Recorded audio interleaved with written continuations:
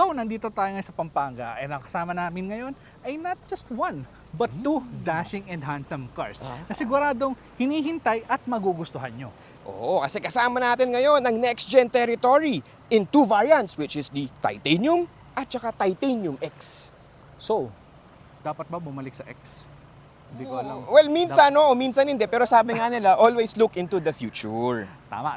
Pero dito, ang titignan natin, what's new with the Ford Territory? At kung meron pa rin ba itong same appeal gaya nung sa first gen? Well, yan ang titignan natin ngayon in this Phil Kotse Quick Look. I'm Vincent Villa, And I'm Martin Aguilar, yung cambio boy next door. and this is the quick look of the next gen Ford Territory. Titanium X. Titanium X. Titanium X. Editor, intro!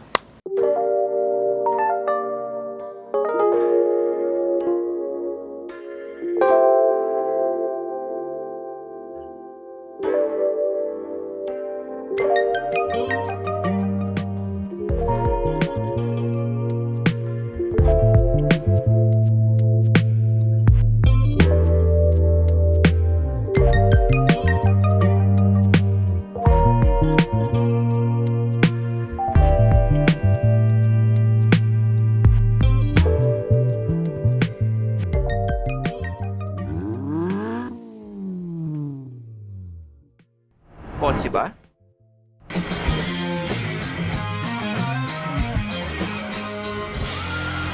Feel kotse na. Okay, so nandito tayo ngayon sa front exterior ng bagong Ford Territory. And ang mapapansin nyo dito, it has a bigger grille design na mas malalaking change yung pattern niya. And then the DRL, nandito na siya sa taas. Tapos may segmented DRL din siya dito. Makikita nyo rito. Pero pag nag-turn signal kayo, ito lang ang magpapalit. Yung nasa baba na segmented, hindi itong sa taas. Tapos yung DRL, karugtong na siya ng upper border ng front grille. And then speaking of the front grille, flat na siya. Hindi tulad nung dati, yung previous iteration na yung design niya medyo pa-slope na ganon. Ito, mas flat na. Tama. Kasi ang ganda nung seamless yung pagkaka-design ngayon for me, Oo. pare. Tapos pagdating mo naman dito sa baba, andito yung ating LED headlights dito sa Tama. outer part, di ba? Ito. Itong Tas- outer parts. Oo. Tapos katabi nun ay yung LED fog lights. Pero note lang natin na both variants come standard with automatic headlight function. And Tapos, yan. all lighting systems naka-LED. Headlights, fog lights, DRL, tsaka yung tail lights. So, Pero dito sa baba, may isa pa itong speed plate, no? Oo. Mas subtle na ngayon compared dun sa dati na masyadong, for me, Angat. angat eh. So yun nga, mas seamless, tsaka pero mas angular and assertive para sa akin yung look nitong next gen Ford Territory. Hindi siya kasing rugged looking, pero Oo. intimidating pa rin Yes. Dahil sa Oo. pagiging angular niya Yes. and Oo, men eh. Para kang Gusto. minamata na ewan eh, di ba? alam mo, ano minamata ko? Ano? Engine. Ay, oo. Parang kailangan ko buksan na. Sige, buksan ko. Yan. Let's open the hood. Pop the trunk. Para akong siya Totoro. Hindi ko alam yun. Alam ka lang, turo-turo. Mga... Galing. Ay, nako. Oh. Balita ko, same size ng engine to kaysa rin sa dati. Oo. Diba? Medyo tama balita mo, pero for the exact details, nandito ako. The next gen Ford Territory is still powered by a 1.5-liter EcoBoost engine, pero mas malakas na ang power output rating nito. It has 160 PS and 248 Newton meters of torque. Compared to the old Territory, ano yun, parang plus 17 PS and plus 23 Newton meters of torque. Tama naman, di ba? Tama, ang galing mo dun Galing magmata. rin. Ganun lang ha. Woo! So in terms of transmission naman, it comes with a 7-speed wet dual clutch transmission, which is different na compared dun sa older model na naka CVT. Bye-bye CVT. Oo. So, sara mo na. Gusto ko na isara dahil ang init ng singaw. Ayan, Totoro. Yan ba yun? Totoro. Oo. Kala ko yung sa ano. Hindi, pang ano na to, you got served. Or yung sa mga restaurant yung gumagano. Oh. Okay, so dito naman tayo sa side profile ng next gen Ford Territory. Makikita nyo sa baba, meron na siyang silver accent. And then nag-iba ang orientation ng kanyang character lines. Kasi yung dati, dalawang sharp na pataas di ba? Oo. Ngayon, medyo mas straight na siya. Tapos, nagkaroon ng division. Kasi from the front, meron kang character line coming from the DRL. Yes. Pero nagtapos siya after the wheel arc. Oo. Tapos, may isang straight dito. And then, Dito sa rear, bumalik siya dito sa may rear handle, papunta na sa likod. Tapos dito naman sa taas, meron tayong roof rail na solid na all throughout. Hindi katulad dati na may parang gap sa gitna. Okay. Ito solid na siya eh. Oo nga, no? Tapos pagdating naman sa gulong, itong Titanium X comes with 19-inch alloy wheels. Yung Titanium naman, naka 18-inch alloy wheels. Medyo magkaiba design nila. Oo nga pala. Medyo close, pero magkaiba. Oo. Buti nasasabi mo yun, lagi ko nalalaktawan yun eh. Pero, parehas silang may power folding side mirrors. Pero ito lang, only the Titanium X ang merong paddle lamps. Paddle. Para paggabi, makikita mo kung may tayo ng pusa, aso. Oo, bago ka bumaba, no? Hassle Oo. kasi yun eh. Yun, so, dito tayo sa likod. Sige. Nandito tayo ngayon sa likod ng bagong Ford Territory. Overall shape ay iba na. Hindi na siya kasing bulbous or kasing umbok nung dati. Medyo flat na siya dito tulad ng ginawa nila sa harap. Tapos itong bagong taillight, makita nyo slim na siya. Hindi na siya kasing taas tulad ng dati. And bago na ang kanyang pattern. Oo, tapos sa baba naman, no, kita nyo rin, mas lumaki or mas kumapal yung kanyang faux skid plate. Oo. Pero what I like is that nakaitim na siya eh. Oo. Black cladding na, hindi gaya no sa older model na silver yung dating niyan eh, di ba? Tama, parang yung gitna nun yung silver, di ba? Oo. Ngayon accent na lang siya. Yes, yun, tama, accent na lang dun. And pagdating naman sa tailgate, Yan. ito ay merong powered tailgate pero may secret. Whoop! Ano ka? Op. Hands-free. Ah. Magagawa nyo yun kahit hindi original sapatos nyo. Pero in terms of cargo space, ayan, naglagay kami dito ng medium-size balikbayan box. 20 by 20 by 20. O, diba? Kakalipat ko lang kasi ng bahay. So, ayan, kasyang-kasya siya rito. And ito ang marker ko, daliri ko. Pag inusog mo siyang ganon, o Ay, kasya dalawa, may ganun pa space. Oh. Tapos sa dulo niya, meron pa siyang space. And dito sa harap din, meron pa space. So, napakalaki ng likod nitong bagong Ford Territory. So kung ikaw yung tao na needs to haul cargo, confident ka na magagawa yun ni Territory for you. Or kung may mga sister-in-law ka na uuwi, galing Singapore, tsaka US, tapos may dalang Hello Panda na strawberry. Hello Ganun po na yan, oh. sa sister-in-law ni Vincent. 10.5 po, Nike, Adidas, kahit wag ano na, po. wag na yan. Ay, hindi na. O, tara. Yun! Pasok na tayo, ah. Sige. Pero wop, Master, wait lang. May nakalimutan tayo. Bakit? Wow. Ano nakalimutan natin? Ano nakalimutan Jabawa natin? ka. Dimensions! Ah, tama. Oh. Kasi ganito yan. May backstory pa kasi ito eh. Oh, sige. Parang anime. Mm-mm. So, yung Ford Territory, nung dumating siya sa Pilipinas noong 2020, medyo nag-break siya ng norm kasi for the price na starting at somewhere above 1.2 hanggang 1.3 million pesos, napakalaki niya. Sobrang laki niya for its price. Kaya naman tingnan natin kung itong bagong Ford Territory continues that now tradition. Oh. Kaya naman para sa exact numbers, the next gen Ford Territory measures 4,630 mm long, 1,935 mm wide, 1,706 mm tall, may wheelbase na 2,726 mm at ground clearance na 190 mm. So, yun no, for comparison's sake, ang numbers na sinabi ni Martin, kung ikukumpara nyo sa ibang kotse, the new Ford Territory is longer than the Honda CR-V. Tapos, kahit nagbawasan ng 1 mm ang kanyang width, mas malapad pa rin siya kaysa sa mid-size SUVs tulad ng Montero and Fortuner. Ganun kalaki ang new Ford Territory. Kaya nga pagdating sa loob, it's very spacious. Which is, dapat gawin na natin ngayon. Dahil ang init. Init pare. Let's go inside. Naantay lang kita matapos eh. Sige. Oh, dito tayo sa Titanium X, Sige. siyempre. Oh, sige. Okay, so nandito tayo ngayon sa second row ng bagong Ford Territory. And makikita nyo, we have a white and gray interior dito. Naka leather seats and very, very spacious tulad ng sinabi ko sa inyo nung sa dimensions. Now, in terms of amenities, sa taas meron tayong panoramic sunroof. March, pa-close nga itong sunroof. Tignan natin ang kanyang cover. Yun ang maganda dito sa Ford Territory. Meron ka solid cover para sa panoramic sunroof. So even on hot days like this, ayan, biglang nawala yung init eh. Malaking bawas sa init yung solid cover na to. And then other amenities include dual air vents dito. Tapos meron na siyang chrome trim. And then meron tayong single USB port. Tapos dito naman sa taas, meron akong center armrest na magandang position. Saktong-sakto sa akin, 5'6" ako eh. Hindi ako masyadong bumababa. Tapos meron siyang dalawang cup holders. And then, ang nagustuhan ko dito sa bagong Ford Territory is itong armrest. Yung dati kasi, ang armrest nakapataas tulad nung sa character lines niya sa side. Ngayon, nandito na siya sa baba. So, mas comfortable ka. Ayun, nakababa lang, chill-chill ka lang. Hindi tulad dating ng window control mo, aangat ka pa dito. Ngayon, nandito na lang din siya sa baba. Tapos meron ditong speaker sa baba, bottle holders, and may maliit na tweeter dito for the high frequency audio. And yun lang. In terms of other things, uy, may LED lights pa pala dito. Pero yun, Marts, kumusta kaya sa harap? Yes, sir! Balita ko, makinang-kinang dyan ah. Yes, makina nga! Ayun, dito na tayo ngayon sa harap ng Next Gen Ford Territory. At ang una ko napansin talaga dito, Master Vincent, nung umupo ko dito, is that yung unified screen, di ba? Kasi seamless eh. Ang ganda rin ng pagkakalapag niya dun sa mismong dashboard. Tapos, kaya unified screen kasi magkahiwalay, di ba? Itong nasa gitna, meron tayong 12.3-inch infotainment touchscreen, which has wireless Apple CarPlay, pati meron din siyang Android Auto.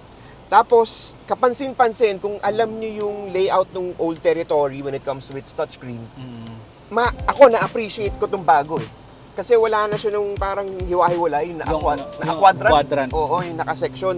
Yung tipong parang nagma-minority report ka eh, di ba? Ma-access mo lang yung isang vehicle function na gusto mo. Dito, wala nang ganun. Mas seamless na siya. Tsaka, naka-separate na yung essential buttons na kailangan mo, di ba? Like for Kumbaga the yun yung sections ng quadrant dati. Ay, oo, tama. Ngayon, hindi na siya nawawala. Nandyan siya lagi sa gilid. Stationary, parang window mo dun sa baba, no? Ganon. Yun, so ang ganda. Tapos dito sa baba nung infotainment touchscreen, nandun na rin yung climate control function, yung mga buttons. Pero, sige, parang alam ko Hindi sasabihin yung mo. sa seats mo. Ito. Nandyan din. Seats? Oo. Kasi Oo, ventilated seats ventilated, dito. tama. Lagyan natin. Para Malamig. medyo maano sa Pampanga ngayon, mga kaibigan. Medyo winter.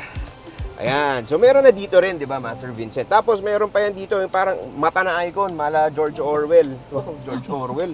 Mukhang webcam. Webcam, oh. So, andun yung access mo for the 360-degree camera, pati 3D view nung Territory, oo. Tapos mapapansin nyo rin naman yung resolution, it is good, di ba? As compared sa mga iba nating na review, di ba? And panlaban na siya dun sa camera ng Ranger and Everest. na Pwede, bago. oo. At par, kumbaga. Oo. At par. Ang mga terms. Tapos, no, Vincent, nasabi ko rin kasi kanina nandito yung climate control buttons, di ba? Pero mas maganda din, na-appreciate ko na meron pa rin siyang separate function dito. Like, specifically yung fan speed.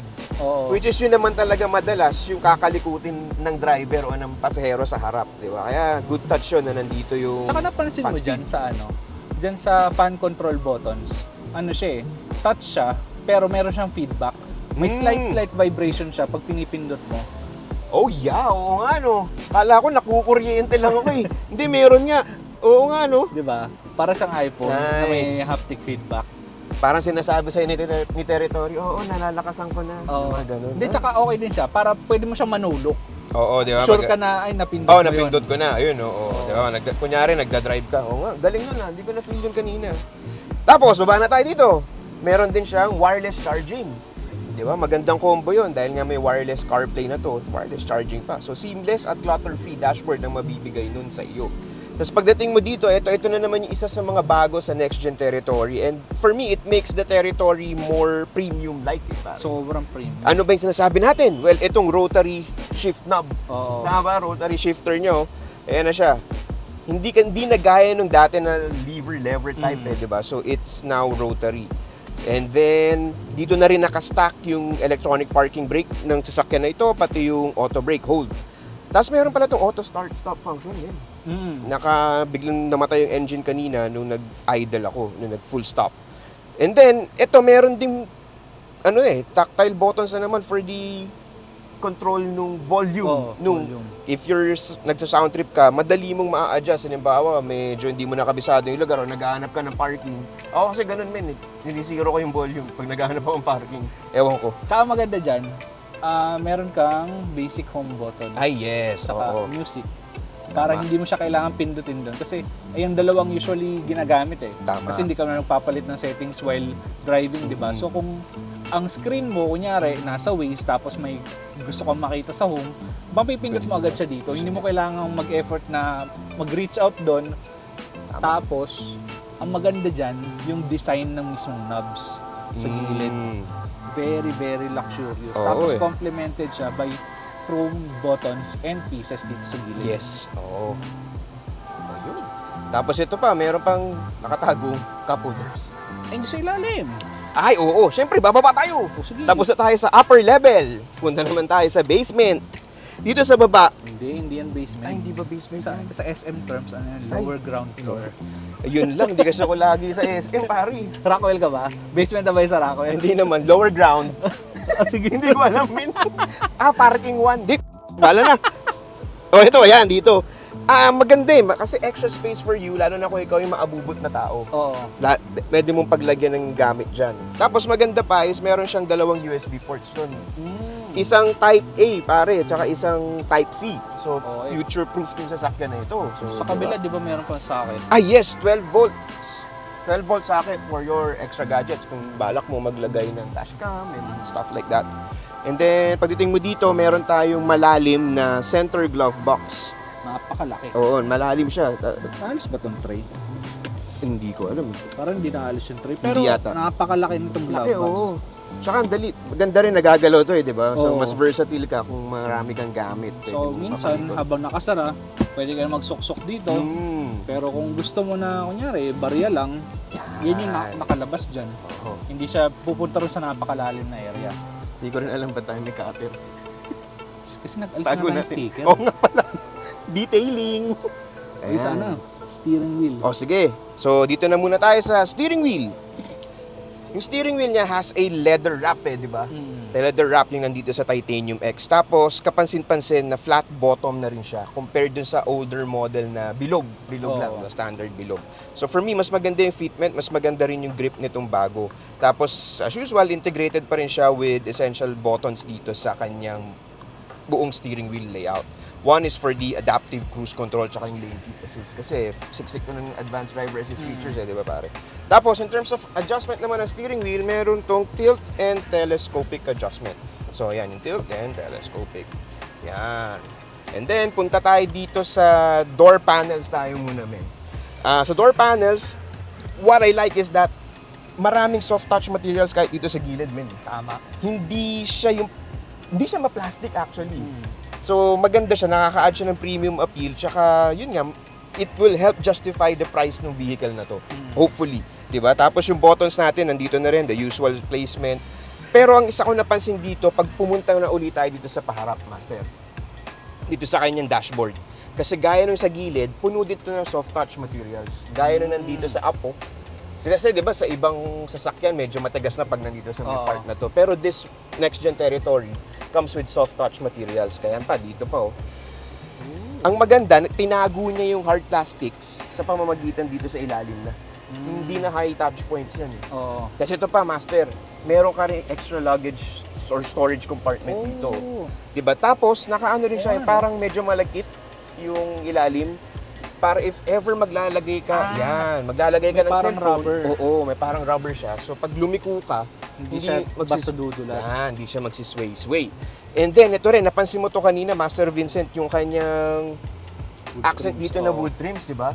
Ang ganda ng placement kasi, at saka ang ganda rin ng itsura. It complements the whole dashboard and interior layout nitong Ford Territory. Tapos manote ko lang, no, both Territory variants come with a power adjustment for the driver's seat. 10-way. 10-way. Oo, both yun sa top spec na Titanium X pati sa Titanium. Pero magkaiba sila ng interior color.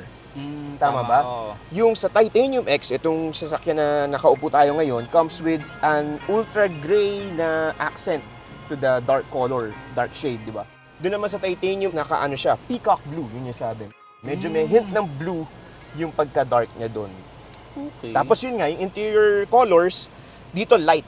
Medyo yan, cream or off-white. Ultra gray nga yung ano. Gray pala to. Medyo grayish, hindi siya white eh. Bagay. Parang off-white. Oo. Yung sa Titanium, all dark interior theme siya. All dark siya. Ayun, ang dami kong nasabi dito, no, Master? Nakakalimutan pa ba tayo? Ito pa pala, yung controls for the sunroof, which is, andito naman siya, usual placement naman eh, di ba? Ayan, no, so pitik mo lang yan yung for the shade. Tapos kaya nga nasabi ni Master Vincent kanina, okay lang ba sa yung Master tawag sa'yo? Oo lang naman. ng CEO. Oo, si CEO Vincent, ayan, makapal, so nababawasan ng significant yung init. And then, nandito rin yung pindutan mo for the lights pero naka-glossy black pare. So, Something new para sa area na yan. yeah, something new para sa area na yan. Usually kasi gray lang yan Yes, na plastic eh. oo. For me, maganda na something new. Oo. Pero for me rin naman, okay din na gray lang siya. Kasi, scratch eh. Oo. Basta scratch yan in the long run eh. But then again, yun naman eh. Give and take lang. Tapos yun, kung may shades ka, contact lens na joke lang. Pinapindot. Ayan. Ayun na. Ayun.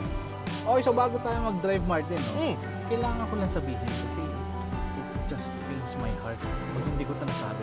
Pero isa sa mga pinaka-biggest changes dito sa bagong Ford Territory na hindi mo makikita pero mararamdaman mo is mas marami na itong standard safety features across the two variants.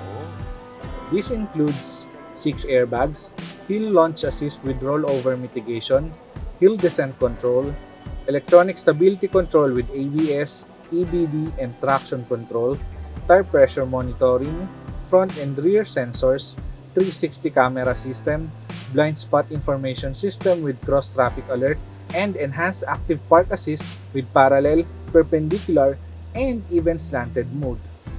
Pero mas busog naman sa safety features ang Titanium X. It has auto high beam, forward collision warning, autonomous emergency brake with pedestrian detection, lane departure warning, lane keeping aid, at collision mitigation system.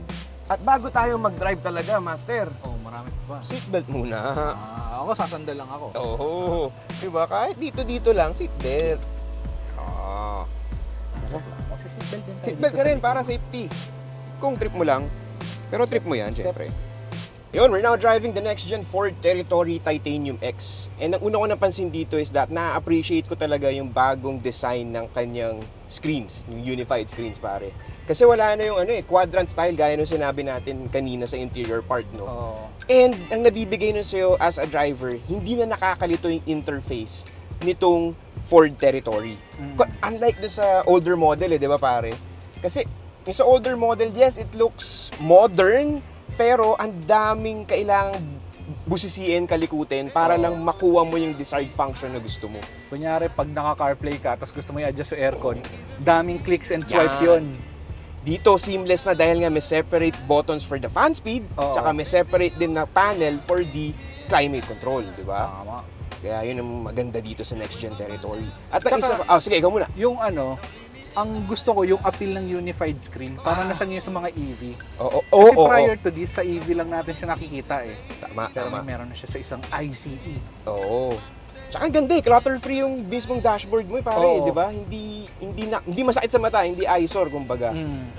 Kasi ito paano, Vincent, ang napansin ko is that medyo weighted yung steering wheel. Medyo may bigat siya, but it's not that bothersome.